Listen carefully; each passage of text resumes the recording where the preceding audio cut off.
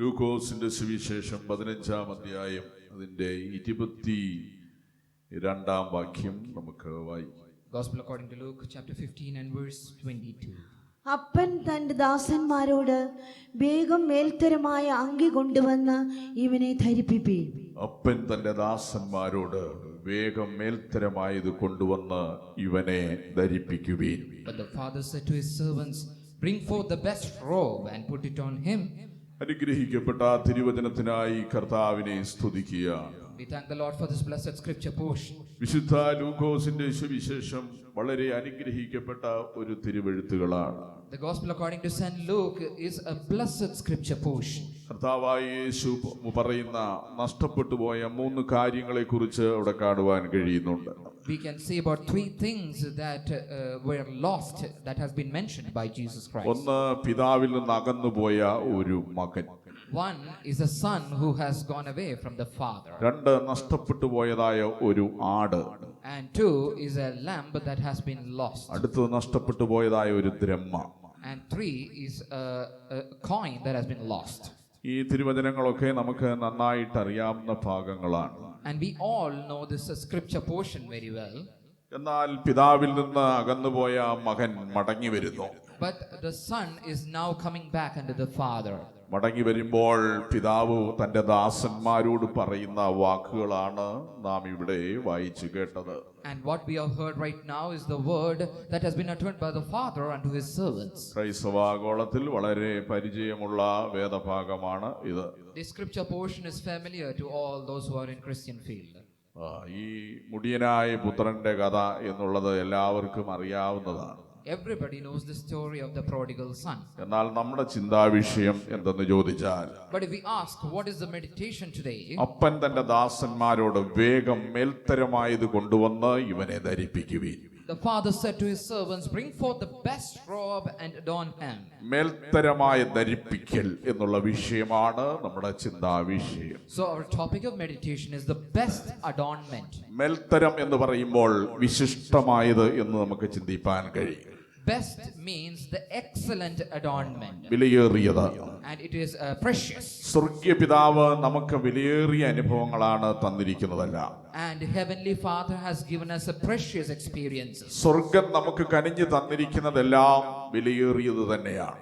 Whatever the heaven has bestowed is precious. വിലയേറിയ ആത്മീയ അനുഭവങ്ങളുടെ ഉടമകളാണ് ഞാനും നിങ്ങളും. And you and I are the possessors of a precious gifts. സ്വർഗം കനിഞ്ഞ് നമുക്ക് നൽകിയ വിലയേറിയ അനേക അനുഭവങ്ങളുണ്ട്. There are many precious experiences that the heaven has bestowed in our life. ഒരിക്കലൊരു ശാസ്ത്രജ്ഞനോട് ഇങ്ങനെ ചോദിച്ചു, തന്റെ ജീവിതത്തിൽ ഏറ്റവും വിലയേറിയ കണ്ടുപിടുത്തം എന്താണ്?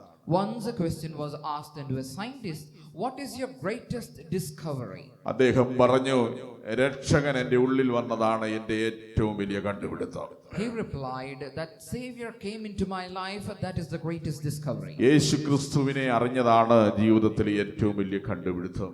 And the greatest invention, the greatest discovery was to know Jesus. സ്വർഗം നമുക്ക് നൽകിയിരിക്കുന്നതെല്ലാം വിലപ്പെട്ടതാണ്. Whatever the heaven has bestowed is precious. എന്നാൽ ഭൂമിയിലെ വിലപ്പെട്ടത് എന്താണെന്ന് ദൈവം നോക്കിക്കൊണ്ടിരിക്കുകയാണ്. But the Lord is looking into what is precious on this world. ഭൂമിയിലെ വിലപ്പെട്ട കാര്യം എന്താണ്? What is the precious thing in this world? ഒരിക്കൽ ദൈവം തന്റെ ദൂതനെ ഭൂമിയിലേക്ക് അയച്ചു എന്നാണ് പറയുന്നത്. It is written, once God sent his angel into this ദൈവം world. ഒരു ദൂതനെ വിളിച്ചിട്ട് പറഞ്ഞു, നീ ഭൂമിയിൽ പോയിട്ട് നീ ഏറ്റവും വലിയ കാര്യം ഇവിടെ കൊണ്ടെത്തിക്കണം. And God asked unto the angel to bring in the most precious thing in the world. ആ ദൂതൻ ഭൂമിയിലേക്ക് വന്ന് നോക്കിയപ്പോൾ കണ്ടത് ഒരു പടയാളി മുറിവേറ്റ് കിടക്കുന്നതാണ് കണ്ടത്. And when the angel came to this world, he saw a wounded soldier. അവൻ രാജ്യത്തിനു വേണ്ടി കഷ്ടപ്പെട്ട് അവന്റെ ശരീരത്തിൽ മുറിവേറ്റ് രക്തം വാർന്നൊലിക്കുന്നു. He was fighting for his country and he was wounded and blood was dripping out of him. ദൂതൻ ഈ ഒരു തുള്ളി രക്തവും എടുത്തുകൊണ്ട് ദൈവസന്നിധിയിലേക്ക് ചെന്നു എന്നാണ്. And it is written that the angel went with a drop of blood unto the presence of God. രാജ്യത്തിന് വേണ്ടി ജീവൻ കൊടുത്ത ഏറ്റവും വലിയ ഒരു അനുഭവമാണ് ഇദ്ദേഹത്തിന്റെ രക്തം, അതുകൊണ്ടാണ് ഈ രക്തവും കൊണ്ടുവന്നതെന്ന് പറഞ്ഞു. And he said that because he gave up his life for the protection of the country, that's why his blood is precious. ദൈവം പറഞ്ഞു, ഇതിലും വലിയതെന്തെങ്കിലും ഉണ്ടോ എന്ന് ഒന്നുകൂടെ അന്വേഷിക്കാൻ പറഞ്ഞു. So the God replied back, seek out for anything more precious than this. അപ്പോൾ ദൂതൻ വീണ്ടും ഭൂമിയിലേക്ക് വന്നു വന്നു. And it is written that he came again to the world. അപ്പോൾ ഒരു വിലാപയാത്ര കണ്ടു. And then he saw a lamentation. അതിൽ വളരെ ദുഃഖിച്ച് കരയുന്ന ഒരാളെ കണ്ടു. And he saw a person who was deeply sorrowful. ഇദ്ദേഹത്തിന്റെ കണ്ണുനീരും എടുത്തുകൊണ്ട് ആ ദൈവസന്നിധിയിലേക്ക് ചെന്നു വന്നു. And it is written that he took the tear of this person and went to the presence of God. അപ്പോൾ ഈ കാര്യങ്ങൾ വിവരിച്ചു പറഞ്ഞപ്പോൾ പറഞ്ഞിങ്ങനെ കരയുന്നു, വിലപിക്കുന്നു, ആള് നഷ്ടപ്പെട്ടു മരിച്ചു പോയത് കൊണ്ട് ദുഃഖിക്കുകയാണ്, ഇതാണ് ഏറ്റവും വലുത് കണ്ണുനീര് എന്ന് പറഞ്ഞ് കാണിച്ചു. So the angel replied saying that person was deeply sorrowful and he was crying, that's why his tears are the most precious. ദൈവം പറഞ്ഞു, ഇല്ല, ഒന്നും കൂടെ നീ ഭൂമിയിൽ പോയി സന്ദർശിക്ക്, വിലയേറിയത് എന്തെങ്കിലും ഉണ്ടോ എന്ന് ഒന്നുകൂടെ അന്വേഷിക്കാൻ പറഞ്ഞു. But the Lord said, no, just go back to the world again and seek for anything more precious than this. ദൂതൻ ഭൂമിയിലൂടെ ഊടാടി നടന്നു. And the angel was wandering around. ഒരു മരച്ചുവട്ടിൽ ഒരു മനുഷ്യൻ ഇരുന്ന് കരയുന്നു. He saw a man crying at the foot of a tree. അവൻ കരയുന്നത് ദൈവം എന്റെ പാപം ക്ഷമിക്കുമോ എന്നോർത്ത് അനുതപിച്ച് കരയുകയാണ്. That man was lamenting and thinking, will Lord forgive my sins? ദൈവം എന്റെ പാപം ക്ഷമിക്കുമോ എന്നോർത്ത് അനുതപിച്ച് കരയുന്നു. And he was repenting and crying, will the Lord forgive his sins? ഈ മനുഷ്യന്റെ കണ്ണുനീരുമായി ദൂതൻ ദൈവസന്നിധിയിലെത്തിയെന്ന.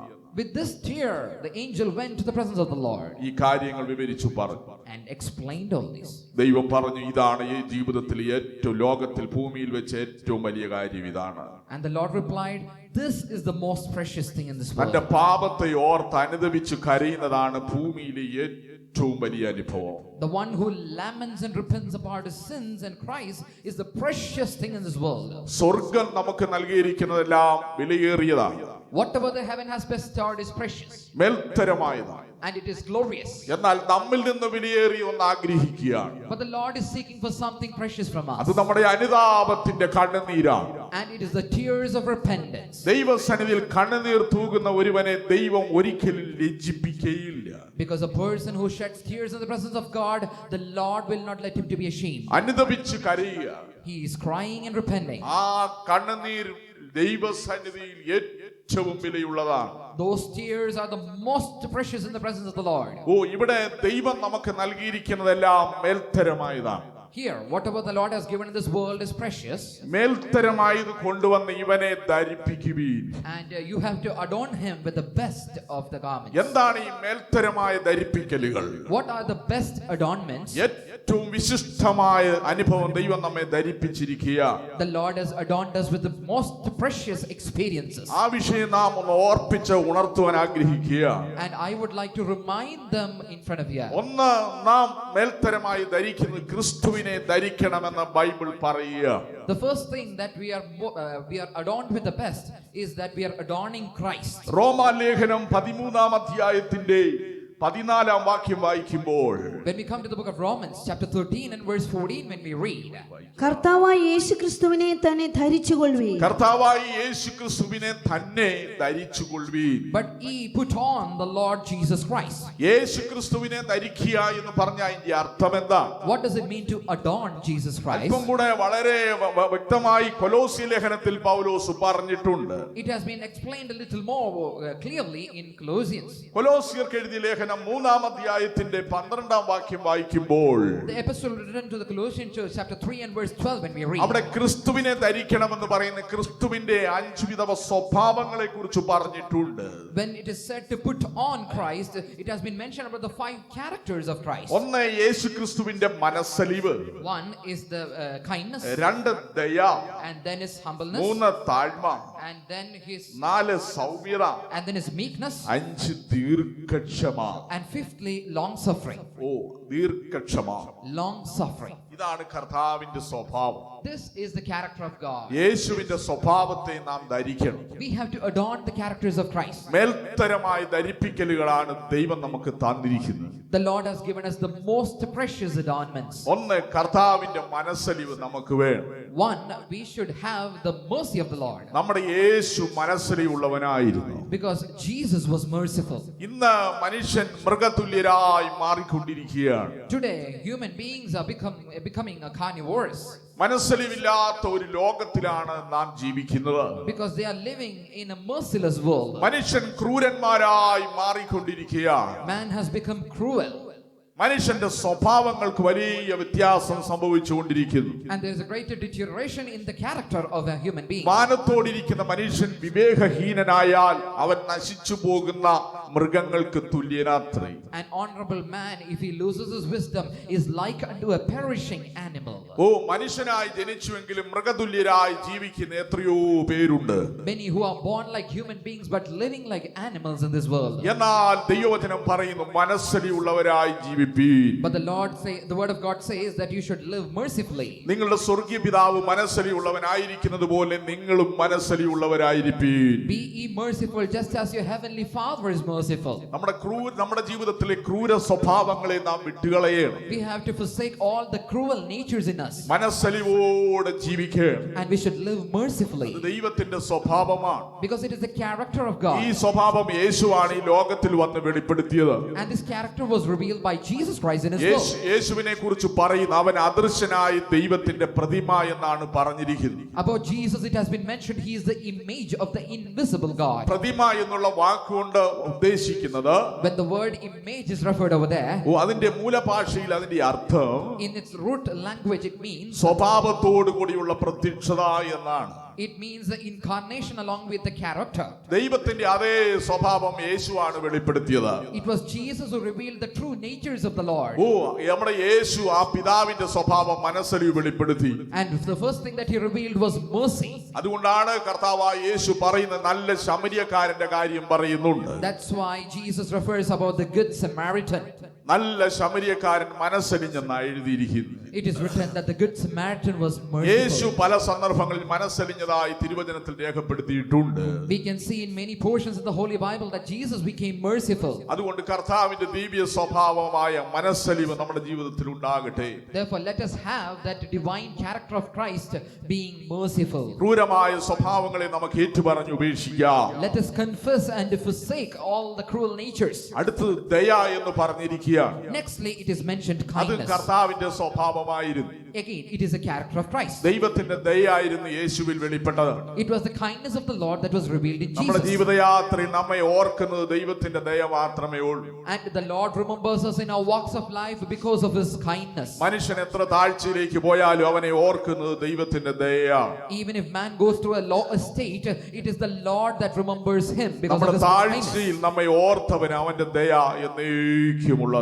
And for his mercy endureth forever because he remembered us in our lower state. നാം എത്ര താഴ്ചയിലേക്ക് പോയാലും ദൈവത്തിന്റെ ദയയാണ് നമ്മെ ഓർക്കുന്നത്. However deep and down you go may, but it is the kindness of the Lord that remembers you. നാമും ആ ദയയെ ധരിച്ചുകൊള്ളേ. You should adorn that same kindness. അടുത്തത് പറയുന്നു സൗമ്യത. Nextly is അത് meekness. യേശുവിന്റെ സ്വഭാവമായിരുന്നു. And it was the character of the Lord സൗമ്യരായി ജീവിക്കുക. to live meekly. യേശുവിനെ കുറിച്ച് പറയുന്നു അവൻ സൗമ്യതയും താഴ്മയും ഉള്ളവനായിരുന്നു. About Jesus it is mentioned he was meek and lovely. സൗമ്യത. And meekness. അടുത്ത് താഴ്മ. Nextly is humbleness. അടുത്ത് പറയുന്നത് ദീർഘക്ഷമ. And fifthly long suffering. ദീർഘമായി ക്ഷമിക്കുക. To forgive deeply. യേശുവിനോട് സ്ത്രീഹന്മാർ ചോദിച്ചു, The disciples asked him to Jesus, യേശുവേ ഒരുവനോട് പിഴച്ചാൽ എത്ര വട്ടം ക്ഷമിക്കണം? if a man mistakes to another, how much time shall we forgive? അപ്പോൾ യേശു പറഞ്ഞു 70 വട്ടവും ക്ഷമിക്കുവീൻ. Jesus replied 770 times. 70 എന്ന് പറയുമ്പോൾ 490 ആണെന്ന് ചിലർ പറയും. Some may say 7 times times 70 is 490. 490 പ്രാവശ്യം ക്ഷമിച്ചു കഴിഞ്ഞാൽ പിന്നെ ക്ഷമിക്കണ്ടെന്നാ പറയുന്നത്. They say after 490 you don't have to forgive anymore. പ്രിയമുള്ളവരെ, അങ്ങനെയല്ല അതിന്റെ അർത്ഥം. But it does not mean so. 70 വട്ടം ക്ഷമിക്കണമെന്ന് യേശു പറഞ്ഞതിന്റെ അർത്ഥം എന്താണ്? What is the meaning when Jesus says 770 times? 7 എന്ന് പറയുന്നത് ബൈബിൾ വെളിച്ചത്തിൽ പൂർണ്ണതയെ വെളിപ്പെടുത്തുകയാണ്. In the light of the biblical knowledge, we can say 7 refers perfection. 7 എന്ന് പറയുന്നത് ബൈബിളിൽ പൂർണ്ണതയുടെ സംഖ്യ. 7 refers to the perfection according to the Bible. 70 എന്ന് പറയുന്നത് മനുഷ്യന്റെ ആയുസ്സിനെ കാണിക്കുക. And 70 refers to the age of a man. 90-ാം സങ്കീർത്തനത്തിൽ എഴുതിയിരിക്കുന്നു, ഞങ്ങളുടെ ആയുഷ്കാലം 70. In Psalms 90 it says that our life is up to 70 years. ഏറെ ആയാൽ 80. And if it goes beyond, it's to 80. അപ്പോൾ 70 വട്ടം എന്ന് പറഞ്ഞാൽ പൂർണ്ണതയോടെ ജീവിതകാലം മുഴുവനും ക്ഷമിക്കണമെന്നാണ് ആ വാക്കിന്റെ അർത്ഥം. That means when it says 770 times, you have to live your entire life in a perfect long suffering. പൂർണ്ണതയോടെ ജീവിതകാലം മുഴുവനും ക്ഷമിക്കുക. That means all throughout your life you have to forgive. അതാണ് ദീർഘക്ഷമ. That is long suffering. കർത്താവിന്റെ സ്വഭാവമായിരുന്നു. It was the nature of Christ. നാമും ദീർഘമായി ക്ഷമിക്കുന്നവരായിരിക്കും. Even we too have to forgive deeply. മേൽത്തരമായത് കൊണ്ടുവന്ന് ഇവനെ ധരിപ്പിക്കുവീൻ. And adorn him with the best robe. മേൽത്തരം എന്ന് പറയുമ്പോൾ ഒന്ന് യേശുവിന്റെ ദിവ്യ സ്വഭാവങ്ങളെ ധരിക്കുക. And the best means to adorn with the natures of Christ. രണ്ടാമത്തെ വിഷയം, നാം ധരിക്കേണ്ട മേൽത്തരമായ അനുഭവം ബൈബിൾ പറയുന്നത് എഫേസ്യ ലേഖനത്തിലാണ്. And the second thing that we have to adorn is being mentioned in Ephesians.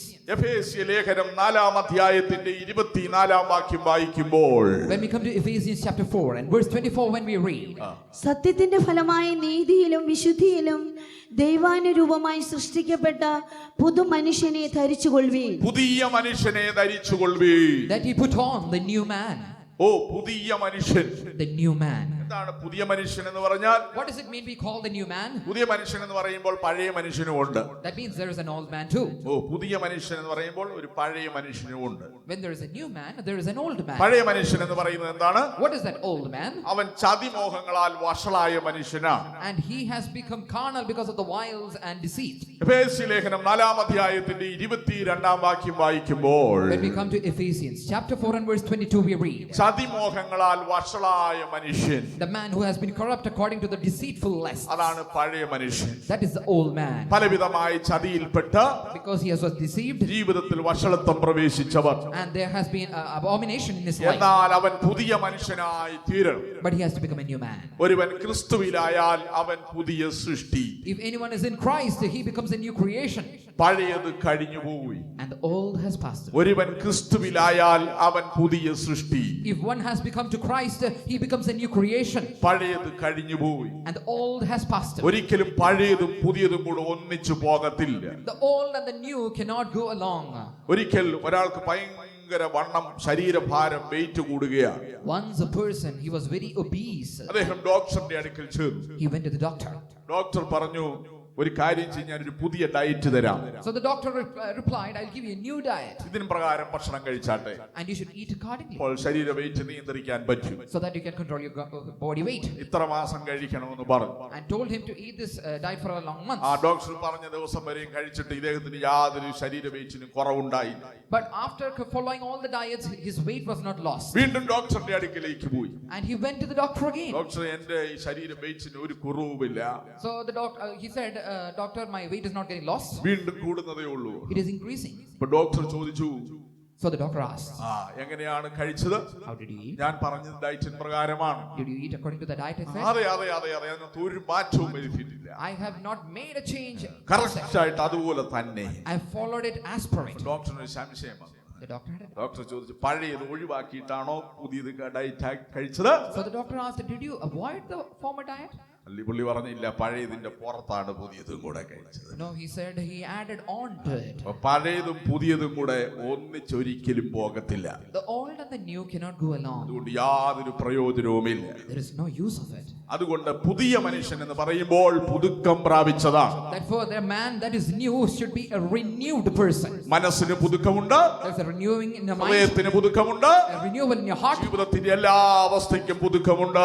a renewal in all the realms of your life. മനസ്സ് പുതുങ്ങുന്നു, Your mind is renewed. ഹൃദയം പുതുക്കപ്പെടുന്നു, Heart is being renewed. ജീവിതത്തിൽ എല്ലാ അവസ്ഥയ്ക്കും മാറ്റം വരുന്നു. A renewal in all the experiences of your life. അതാണ് പുതിയ മനുഷ്യൻ. That is the new man. പഴയ മനുഷ്യൻ എന്ന് പറയുമ്പോൾ ചതിമോഹങ്ങളാൽ വഷളായ മനുഷ്യനാണ്. When the old man is mentioned, it is corrupted according to the deceitful lust. Eden തോട്ടത്തിൽ മനുഷ്യനെ പിശാചി ചതിക്കുകയായിരുന്നു, വഞ്ചിക്കുകയായിരുന്നു. At the Garden of Eden, Satan deceived man. തോട്ടത്തിന്റെ നടുവിൽ നിൽക്കുന്ന വൃക്ഷഫലം നീ തിന്നാൽ നീ ദൈവത്തെ പോലെയാകും, നിന്റെ കണ്ണുകൾ തുറക്കപ്പെടും.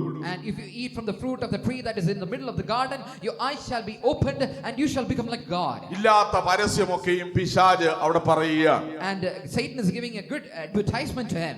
ഇന്നത്തെ പരസ്യങ്ങളുടെ എല്ലാം പുറകിൽ പ്രവർത്തിക്കുന്നത് പൈശാചിക ശക്തികളാണ്. Even behind all the advertisements in this day, it is the satanic powers that is working. മനുഷ്യനെ ചതിക്കുക, വഞ്ചിക്കുക, അതേ ആകർഷണത്തിലൂടെ പല കാര്യങ്ങൾ പറഞ്ഞ് അതിനെ മനുഷ്യനെ വഞ്ചിക്കുന്നു. They are promising many things. They are attracting and alluring human beings and they are deceiving them later. ഇതാദ്യമായി നടന്നത് Eden തോട്ടത്തിലാണ്. And the first one was at the Garden of Eden. ഇന്നും പരസ്യങ്ങളുടെ പുറകിൽ പ്രവർത്തിക്കുന്ന ഒരു പൈശാചിക ശക്തിയുണ്ട്. Even today there is a satanic power that is working behind advertisements. ദൈവമക്കൾ വളരെ അത് ശ്രദ്ധിച്ചിരിക്കണം. Children of God should be very careful about it. വലിയ പരസ്യങ്ങൾ കാണിച്ച് മനുഷ്യനെ ചതിക്കുഴിയിലേക്ക് വീഴ്ത്തുന്ന എത്രയോ കാര്യങ്ങളുണ്ട്. There are many big advertisements that deceive a man and put him into the deepest pit. എത്രയോ യൗവനക്കാർ കുഞ്ഞുങ്ങൾ അതിൽ ചതിക്കുഴിയിൽ പെടുകയാണ്. Even many youngsters and children are getting deceived by this. ഇതിന്റെ എല്ലാം പുറകിൽ പ്രവർത്തിക്കുന്നത് പൈശാചിക ശക്തിയാണ്. And behind all this is a satanic power that is working along. പഴയ മനുഷ്യൻ ചതിമോഹങ്ങളാൽ വഷളായ മനുഷ്യൻ. The old man that has been corrupted by the deceitful lust. എന്നാൽ പുതിയ മനുഷ്യന്റെ പ്രത്യേകത എന്താണ്? But what is the speciality of the new man? അവൻ പരിജ്ഞാനം പ്രാപിച്ചു. That he is full of wisdom.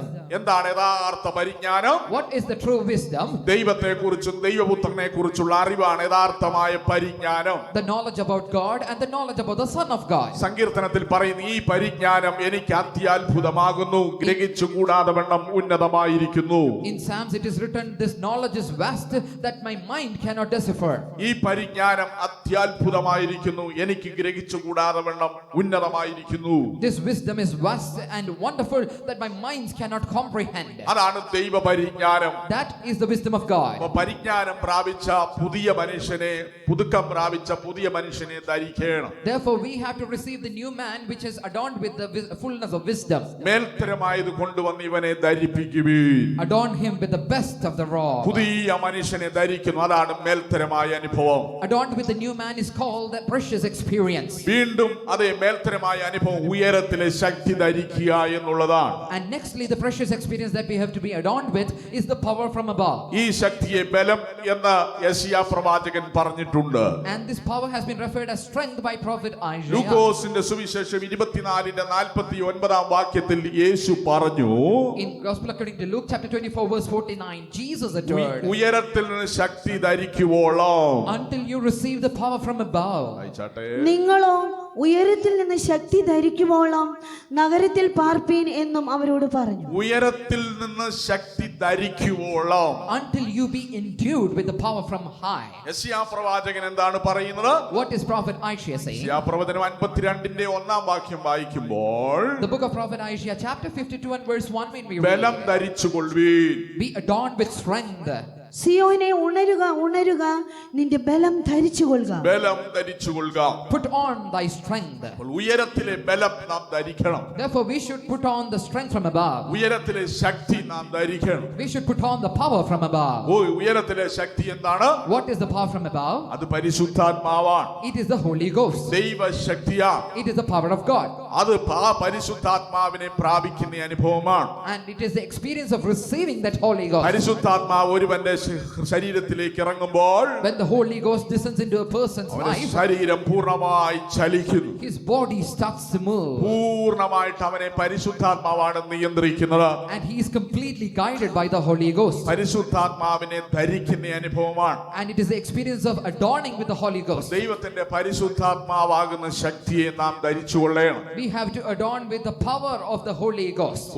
ഈ പരിശുദ്ധാത്മാവിന്റെ ശക്തിയാണ് നമ്മെ ബലപ്പെടുത്തുന്നത്. Because it is the power of the Holy Ghost that strengthens us. ദൈവശക്തിയാണ് നമ്മുടെ ബലഹീനതയ്ക്ക് തുണ നിൽക്കുന്നത്. And it is the power of God that stands along in our infirmities. ദൈവശക്തിയാണ് നമ്മളെ സകല സത്യത്തിലും വഴി നടത്തുന്നത്. And it is the power of God that leads us through all the truth. ദൈവശക്തിയാണ് ന്യായവിധിയെക്കുറിച്ച് അതേ അറിവ് നൽകുന്നത്. And it is the power of God that brings us awareness about judgment. ദൈവശക്തിയാണ് യഥാർത്ഥമായി ദൈവത്തെക്കുറിച്ച് പൂർണ്ണമായിട്ട് അറിയാൻ സഹായിക്കുന്നത്. And it is the power of God that makes us to understand completely about God. എല്ലായ്പ്പോഴും ദൈവശക്തി ധരിച്ചുകൊണ്ട് നാം യാത്ര ചെയ്യുക. We have to adorn with the power of God and travel always. മേൽത്തരമായത് കൊണ്ടുവന്ന് ഇവനെ ധരിപ്പിക്കുവീൻ. Put on the best robe upon അടുത്തത് him. തിരുവചനം പറയുന്നു മേൽത്തരമായത് എന്താണ്?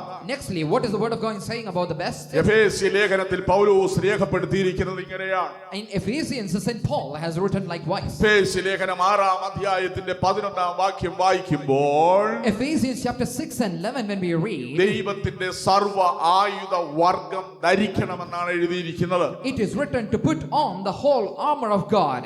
പിശാചിന്റെ തന്ത്രങ്ങളോട് എതിർത്ത് നിൽപ്പാൻ കഴിയേണ്ടതിന് ദൈവത്തിന്റെ സർവായുധ വർഗം ധരിച്ചു കൊള്ളുവീൻ. പിശാചിന്റെ തന്ത്രങ്ങളോട് എതിർത്ത് നിൽപ്പാൻ കഴിയേണ്ടതിനാണ് ഈ സർവായുധ വർഗം. You are putting on the whole armor of God to stand against the wiles of the devil. പിശാചിന് അനേക തന്ത്രങ്ങളുണ്ട്. There are many wiles for enemy. പിശാചിന് 3 ആയുധങ്ങളാണുള്ളത്. He has 3 weapons, എന്നാൽ പിശാചിന് അനേക തന്ത്രങ്ങളുണ്ട്. but he has many wiles. പിശാചിന്റെ ആയുധം എന്താണ്? What is his weapon? അത് ജഡമോഹം, And it is the lust of the flesh, കൺമോഹം, lust of the eyes, ജീവനത്തിന്റെ പ്രതാപം. and the pride of life. എന്നാൽ പിശാചിന്റെ തന്ത്രങ്ങൾ എന്താണ്? But what is the wile of the enemy? അനേക തന്ത്രങ്ങളുണ്ട്.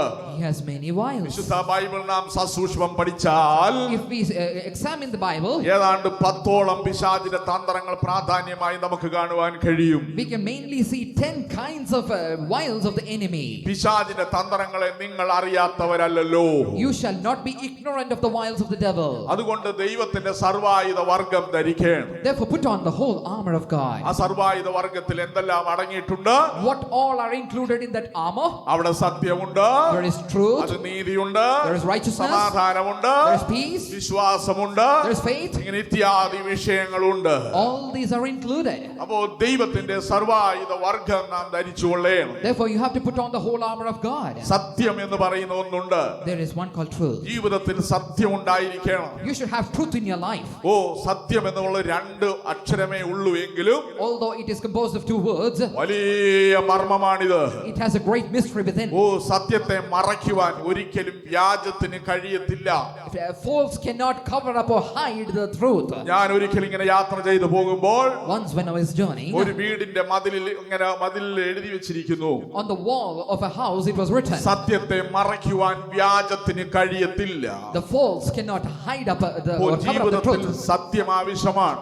Truthfulness is needed in life, ലോകത്തിലുള്ള മഹാന്മാരൊക്കെ സത്യസന്ധന്മാരായി ജീവിച്ചു. because the great people of this world had all led a truthful life. ഇന്ത്യയുടെ രാഷ്ട്രപിതാവായ Mahatma Gandhi Father of the nation, Mahatma Gandhi, പ്രായത്തിലെ സത്യസന്ധനായിരുന്നെന്ന് he was truthful right from his childhood. സ്കൂളിൽ പഠിക്കുന്ന കാലം മുതൽ Right from the time he was at school. സ്കൂളിൽ അതേ officer ഒരു ദിവസം വരുന്നുണ്ടായിരുന്നു. Once an officer came to the കുട്ടികളെ school എല്ലാം അറിയിച്ചു. and it was informed. Teacher പ്രത്യേക ഇംഗ്ലീഷ് വാക്കുകളൊക്കെയും കുട്ടികളെ പഠിപ്പിച്ചിരുന്നു. And the teacher taught a good English words to them. എന്നാൽ ഓഫീസർ വന്ന് ഒരു ചോദ്യം എല്ലാവർക്കും വിട്ടുകൊടുത്തു. But the officer came and put a question for everybody. Kettle എന്നുള്ള വാക്ക് എഴുതാനായിരുന്നു. Kettle, And the word was to write kettle. English kettle എന്ന വാക്ക് എഴുതാനായിട്ട് അത് എല്ലാവരോടും പറഞ്ഞു. And he asked everybody to write the English word kettle. എന്നാൽ ഈ മഹാത്മാഗാന്ധി ഈ കെറ്റിൽ എന്നുള്ള വാക്ക് എഴുതാൻ അദ്ദേഹത്തിന് അറിയില്ലായിരുന്നു. But this man, Mahatma Gandhi, he did not know how to write kettle. അപ്പോൾ മറ്റെല്ലാവരും എഴുതി. So others wrote it. എന്നാൽ ടീച്ചർ എന്ന് ഇങ്ങനെ കാലിൽ വരണ്ടിട്ട് നോക്കി എഴുതാൻ പറഞ്ഞു. And the teacher asked him to അടുത്ത look ആളുടെ at നോക്കി എഴുതാൻ പറഞ്ഞു. just look onto the others and write. എഴുതിയില്ല. He did not do so. എന്നാൽ ഇദ്ദേഹം മാത്രമേ ഉള്ളൂ എഴുതാഞ്ഞത്. And he was the only one. അദ്ദേഹത്തെ സ്കൂളിൽ കളിയാക്കി. And everyone teased. വളരെയധികം താൻ കളിയാക്കപ്പെട്ടു. He was teased by almost everybody.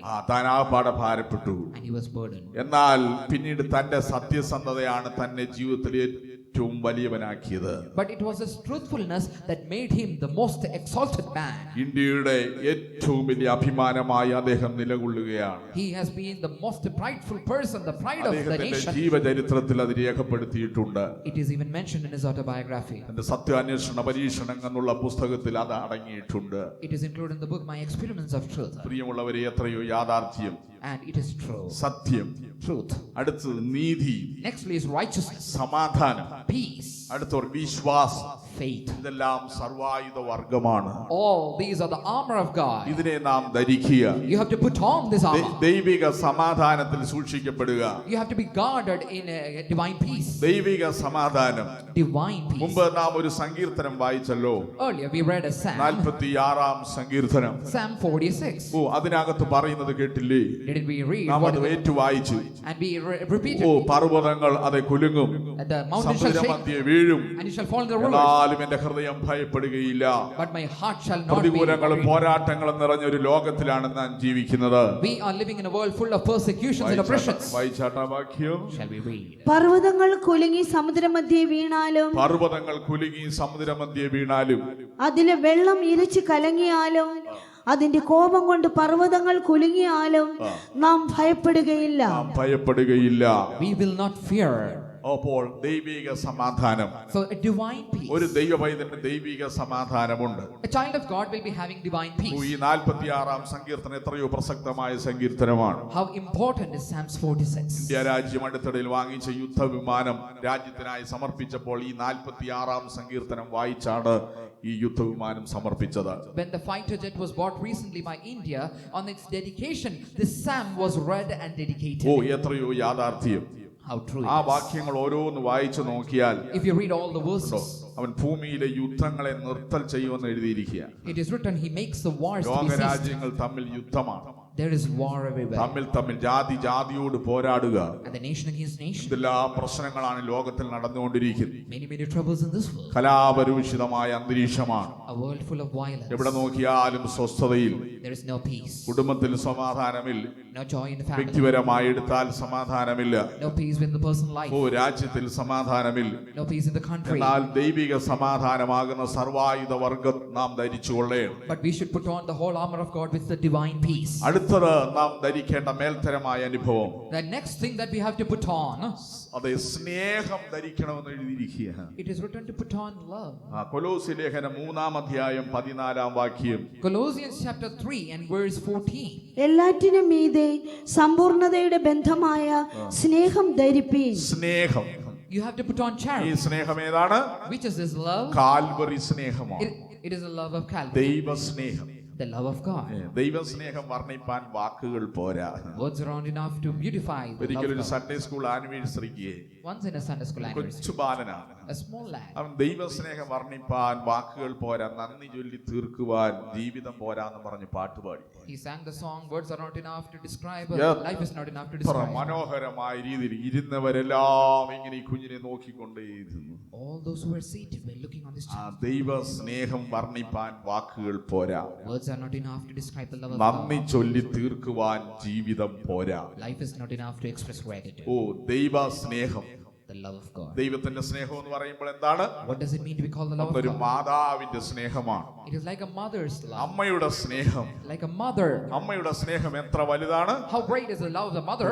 ഒരിക്കൽ ഞാൻ ഇങ്ങനെ വായിക്കുവാനിടയായി. Once I read like ഒരിക്കൽ ഒരു മാതാവ് വിധവയായ സ്ത്രീ a mother who was a widow, തന്റെ മകനെ വളരെ അവൻ അധ്വാനിച്ച് കഷ്ടപ്പെട്ടവനെ വളർത്തി. and she labored and toiled much in order to bring up the child. നല്ല വിദ്യാഭ്യാസമൊക്കെ അവന് കൊടുത്തു. Gave him good education. എന്നാൽ അവൻ മദ്യപാനിയായി തീർന്നു. But he later became a drunkard. കൂട്ടുകാർ കൂടി മദ്യപിക്കാൻ തുടങ്ങി. And he started to join in gangs വീട്ടിലുള്ള and drink. മുതലുകളെല്ലാം നശിപ്പിക്കുവാൻ തുടങ്ങി. Started to destroy all that is in the house. അവസാനം വീട്ടിലുള്ളതെല്ലാം നശിപ്പിച്ചു. And he destroyed everything. അവസാനം മദ്യപിക്കുവാൻ പണം കൊടുക്കാഞ്ഞതുകൊണ്ട് And because the mother did not give the money to drink, അമ്മയുടെ കഴുത്ത് അവൻ അറുത്തെടുത്തു.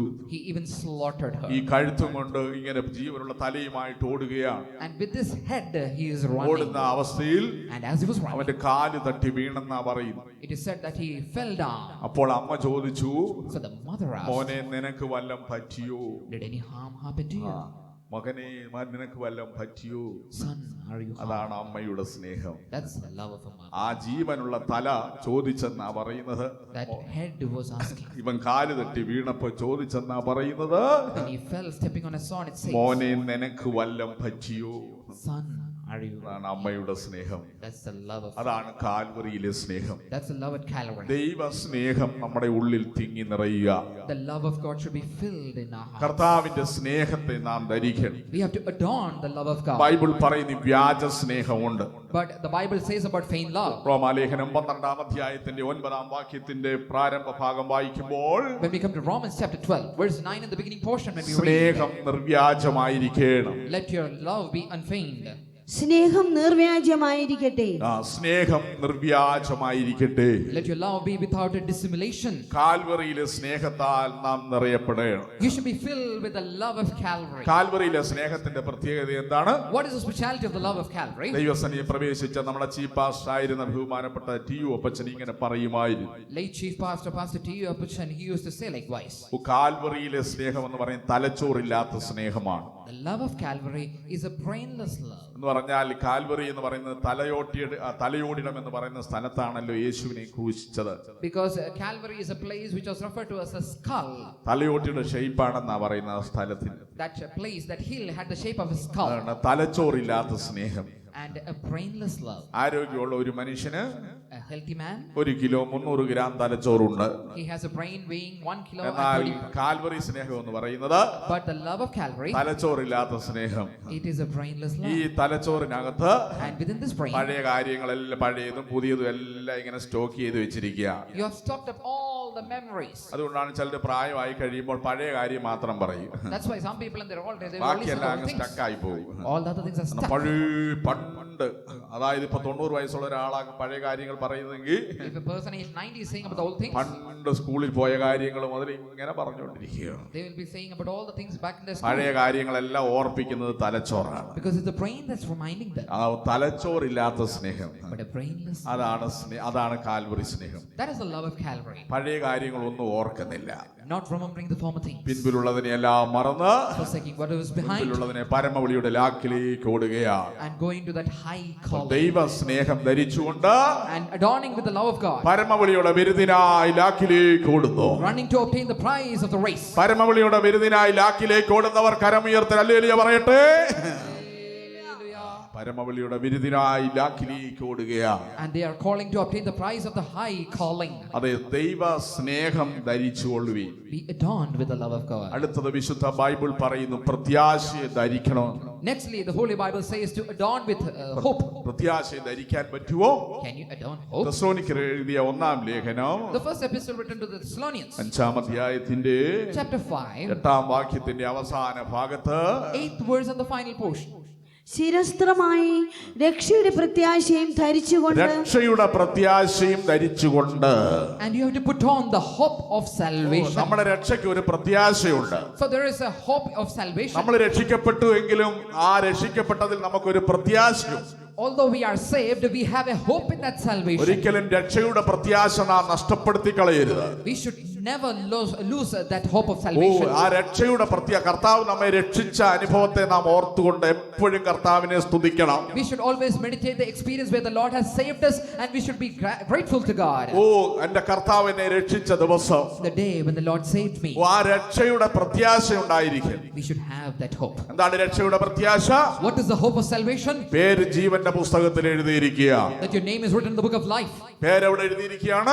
Where is your name written? രക്ഷയുടെ ജീവന്റെ പുസ്തകത്തിൽ എഴുതി. It is written in the book of life. സ്വർഗത്തിൽ എന്റെ പേരുണ്ട്. That my name is in heaven. സ്വർഗത്തിൽ എന്റെ പേര്. My name. അതുകൊണ്ട് Therefore, ആ രക്ഷയുടെ പ്രത്യാശയാൽ എല്ലായ്പ്പോഴും നിറയണം. you should be filled with the hope of salvation. Calvary നേടിയെടുത്ത ആ രക്ഷയുടെ പ്രത്യാശ നമുക്കുണ്ടായിരിക്കും. We should have that hope of salvation that we have received at Calvary. പ്രത്യാശ ഓരോ ദിവസവും വർദ്ധിക്കണമെങ്കിൽ എന്ത് ചെയ്യണം? In order for our hope to be abounded, what should we do? വേദപുസ്തകം ഇങ്ങനെ വായിച്ചോണ്ടിരുന്നാൽ മതിയോ? കാണാതെ പഠിച്ചാൽ മതിയോ? Is it enough that you memorize the Holy Bible or read it continually? അത് മാത്രം പോരാ, Not so. ദൈവസ്നേഹം നമ്മുടെ ഉള്ളിൽ തിങ്ങി നിറയണം. The love of God should fill in our heart. അതാണ് എഴുതിയിരിക്കുന്നത്. That's what is written. പ്രത്യാശയ്ക്കോ ഭംഗം വരുന്നില്ല. Your hope is not diminished, ദൈവത്തിന്റെ സ്നേഹം നമുക്ക് നൽകപ്പെട്ടിരിക്കുന്ന പരിശുദ്ധാത്മാവിനാൽ തന്നെ. but by the power of the Holy Ghost which is shed abroad in our hearts. ഓ പരിശുദ്ധാത്മാവ്, ദൈവസ്നേഹം ഓരോ ദിവസവും നമ്മുടെ ഉള്ളിൽ, അതെ പരിശുദ്ധാത്മാവ് ഓരോ ദിവസവും അധികമായി പരിശുദ്ധാത്മാവിനാൽ നാം നിറയണം. We should be filled each and every day more and more by the power of the Holy Ghost. രക്ഷയുടെ പ്രത്യാശ ധരിക്കണം. And we should adorn the hope of salvation. Philip ലോട്രിങ്സ് എന്ന് പറയുന്ന ദൈവഭക്തനായ മനുഷ്യനെ കുറിച്ച് നിങ്ങൾ കേട്ടിട്ടുണ്ടോ? Have you heard about a devout man named Philip? 1702 താൻ ജനിച്ചത്. He was born in 1802. എന്നാൽ താൻ ഒരു ക്രിസ്തീയ ഭവനത്തിലാണ് ജനിച്ചതാണ്. And he was born to a Christian family. യേശുവിനെ രക്ഷകനായി സ്വീകരിച്ചു. And he received Jesus Christ as Savior. ദൈവമകനായി ജീവിച്ചിങ്ങനെ വരവേ And lived as a child of God. 1750 തനിക്ക് മാരകമായ രോഗം പിടിപെട്ടു. But in 1850 he was afflicted by a great disease. ആ മാരകമായ രോഗത്താൽ And because of that disease താൻ മരണത്തോളം അടുത്തു. he was nearing to his death. എന്നാൽ മരണ ദിവസമായപ്പോൾ On the day of his death താൻ പറഞ്ഞു, he said, ഞാൻ മരിച്ചാലും സാരമില്ല, even if I die it's not a worry, എന്റെ ദൈവം എന്നെ രക്ഷിച്ചു. because my Lord has saved ആ me. രക്ഷയുടെ സന്തോഷം എനിക്കുണ്ട്. I have the joy of salvation. അതുകൊണ്ട് ഞാൻ ഭാഗ്യവാനാണ്. Therefore I am privileged. അദ്ദേഹം ഒരു പാട്ട് എഴുതി. And he wrote a song. Oh my happy day, Oh my happy day, ഭാഗ്യനാൾ. happy day. പിന്നീട് അത് മലയാളത്തിലേക്ക് വിവർത്തനം ചെയ്തതാണ്. Later it was translated to Malayalam. ഭാഗ്യനാൾ ഭാഗ്യനാൾ യേശുവൻ പാപം തീർത്ത നാൾ. Happy is the day that the Lord has remitted my sin. ഓ ദൈവത്തിലുള്ള രക്ഷയുടെ പ്രത്യാശ. That you have received the joy of salvation. മരിച്ചാലും സാരമില്ല, Even if you die it's not a worry, ഓ ഞാൻ രക്ഷിക്കപ്പെട്ടയാളാണ്. because I am saved. എനിക്ക് ആ പ്രത്യാശയുണ്ട്. I have that hope. ആ രക്ഷയുടെ പ്രത്യാശ എല്ലായ്പ്പോഴും നാം ധരിച്ചു കൊള്ളണം. We should be adorned with that hope of salvation. ഇനിയും ഈ അനുഭവങ്ങൾ നാം ധരിച്ചാൽ, And after adorning all these experiences, ഇനി ഒരു അനുഭവം നാം ധരിക്കാൻ പോകുകയാണ്. we are going to adorn with a new experience. അതെന്താണ് നാം ധരിക്കാൻ പോകുന്ന അനുഭവം? What is that experience that we're going to adorn with? ഇതുവരെ നാം അത് ധരിച്ചിട്ടില്ല. We have not adorned it yet far. ധരിക്കാൻ പോകുന്നതേ ഉള്ളൂ. We are going to adorn it. കൊരിന്ത്യർക്ക് എഴുതിയ 1-ാം ലേഖനം The first epistle written to Corinthians, 15-ാം അധ്യായത്തിന്റെ chapter 15, 49-ാം വാക്യം വായിക്കുമ്പോൾ, verse 49, when we read, സ്വർഗീയന്റെ പ്രതിമയും ധരിക്കും. we shall bear the image of the heavenly. നാം മണ്ണുകൊണ്ടുള്ളവന്റെ പ്രതിമ ധരിച്ചതുപോലെ സ്വർഗീയന്റെ പ്രതിമയും ധരിക്കും. സ്വർഗീയന്റെ പ്രതിമ ധരിക്കും. We shall bear the image of the heavenly. സ്വർഗത്തിൽ ആരാണ് ഇരിക്കുന്നത്? Who is seated in നമ്മുടെ heaven? പിതാവാണ്. Our Father. എന്താണ് ഈ പിതാവ് തന്റെ ദാസന്മാരോട് പറഞ്ഞത്? What did the Father say unto his servants? മേൽത്തരമായത് കൊണ്ടുവന്ന് ഇവനെ ധരിപ്പിക്കുവീൻ. Bring forth the best robe and put it on him. മേൽത്തരമായ ഒരു ഏറ്റവും വലിയ ഉന്നതമായ അനുഭവം നാം ധരിക്കാൻ പോവുകയാണ്. We are going to get adorned with the most precious experience. അതെപ്പോഴാണ്? When is it? നമ്മുടെ യേശുവിന്റെ മടങ്ങി വരവെങ്കിലാണ്. It is when the Jesus comes oh again. കാഹളം ധ്വനിക്കും. The trumpet shall sound മരിച്ചവർ അക്ഷരായി ഉയർക്കും. and the dead shall rise up. ഓ നാം ആ സ്വർഗീയ അനുഭവം പ്രാപിക്കും. And we will receive that heavenly experience. സ്വർഗീയന്റെ പ്രതിമ നാം ധരിക്കും. We will bear the image of the heavenly. എന്താണ് ഈ കൊരിന്ത്യർക്ക് എഴുതിയ 2-ാം ലേഖനം And the second epistle to Corinthians, 3-ാം അധ്യായത്തിന്റെ 18-ാം വാക്യം വായിക്കുമ്പോൾ, chapter 3, verse 18, when we oh read, ആ സ്വർഗീയന്മാരാണ് നമ്മൾ. and we are that heavenly ones. വായിക്കാം. എന്നാൽ മൂടുപടം നീങ്ങിയ മുഖത്ത് കർത്താവിന്റെ തേജസ്സിനെ കണ്ണാടി പോലെ പ്രതിബിംബിപ്പിക്കുന്നവരായി നാം എല്ലാവരും ആത്മാവാകുന്ന കർത്താവിന്റെ ദാനമായി തേജസ്സിന്മേൽ തേജസ് പ്രാപിച്ച് തേജസ്സിന്മേൽ തേജസ് പ്രാപിച്ച് അതേ പ്രതിമയായി അതേ രൂപാന്തരപ്പെടുന്നു. പ്രതിമയായി രൂപാന്തരപ്പെടും. We are changed into the same image from glory to glory. യോഹന്നാൻ തന്റെ ലേഖനത്തിൽ എന്താണ് പറയുന്നത്?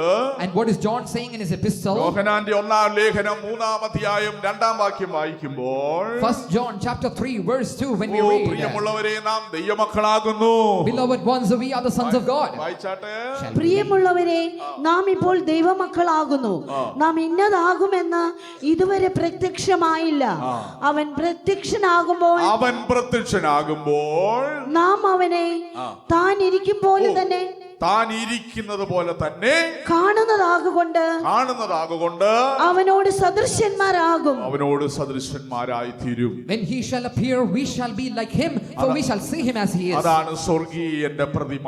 That is the image of the heavenly. അവനോട് സദൃശന്മാരായി തീരും. That we become like unto him. ഒരു രൂപാന്തര ശരീരം നമുക്ക് ലഭിക്കും. We will receive a transformed body. ചിത്രശലഭമായി പറക്കണമെങ്കിൽ, In order to fly like a butterfly, ആകാശവിരിവിലൂടെ പറക്കണമെങ്കിൽ, in order to fly in the air, 4 ഘട്ടങ്ങളിലൂടെ കടന്നു പോകണം. it goes through 4 stages. ഒന്നാമത് ഇലയിൽ അത് മുട്ടയിടുകയാണ്. 1, it is laying the eggs on the leaf. 2 larva എന്ന് പറയും. Nextly, it is a larva stage. അല്ലെ കാറ്റർപിച്ചർ എന്ന് പറയും. And then it's a caterpillar. അടുത്തത് 3ാമത്തെ സ്റ്റേജ് ആണ് പ്യൂപ്പ.